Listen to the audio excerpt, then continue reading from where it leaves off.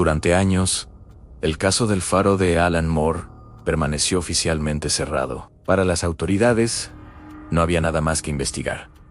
3 hombres, desaparecidos, en un entorno hostil. Una explicación conveniente. En los registros públicos, el caso parecía simple.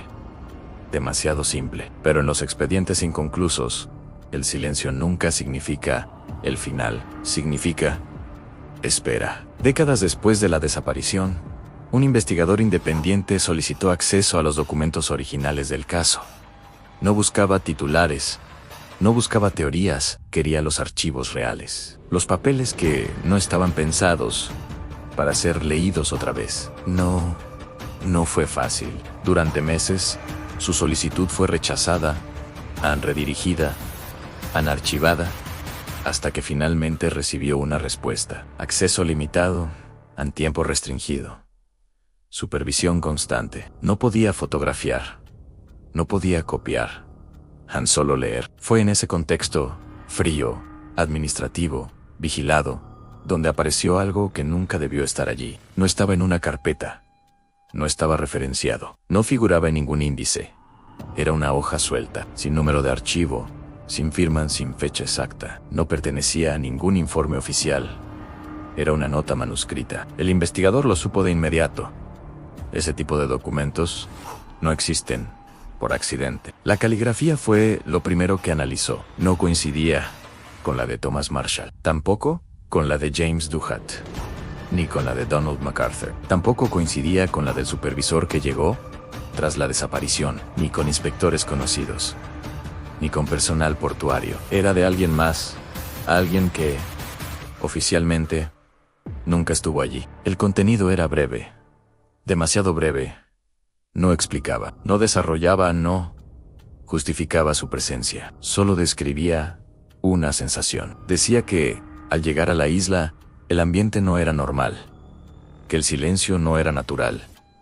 Que el faro parecía atento, no vigilante, no activo en atento, como si el lugar mismo estuviera observando. Esa palabra quedó marcada. El investigador la subrayó mentalmente, porque no es una palabra técnica, es una palabra emocional, y no debería estar en un expediente oficial. Intentó rastrear su origen, revisó listas de personal, registros de desembarco, firmas de inspecciones previas. Nada, no existía ninguna persona asignada oficialmente que coincidiera con esa letra.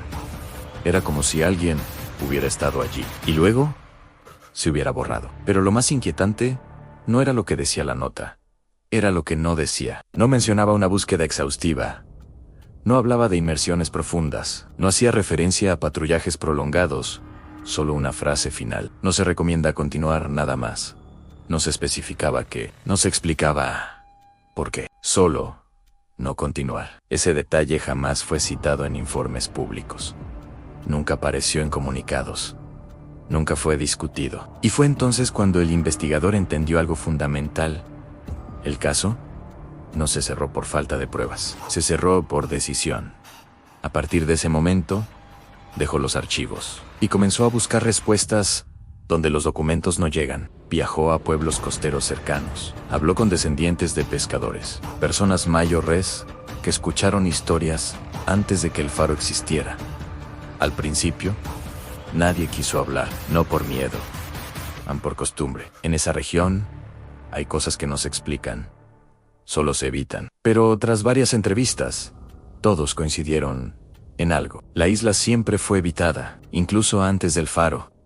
No porque fuera peligrosa, sino porque, según ellos, respondía. Decían que cuando alguien pasaba demasiado tiempo allí, el lugar cambiaba. Primero, el sonido del mar, luego el viento.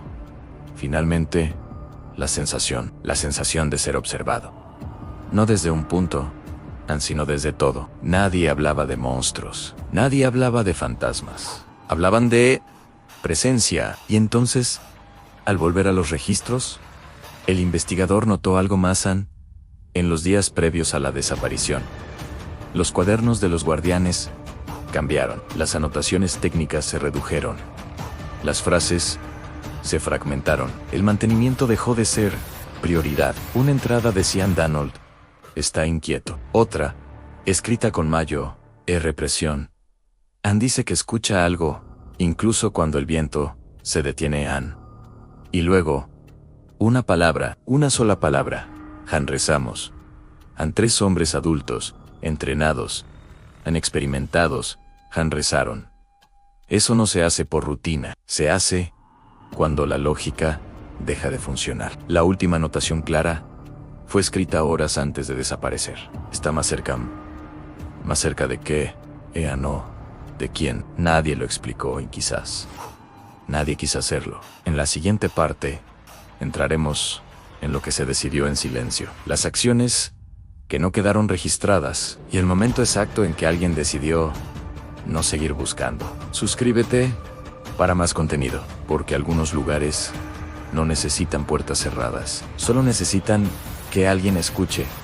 Y cuando eso ocurre, ya es demasiado tarde.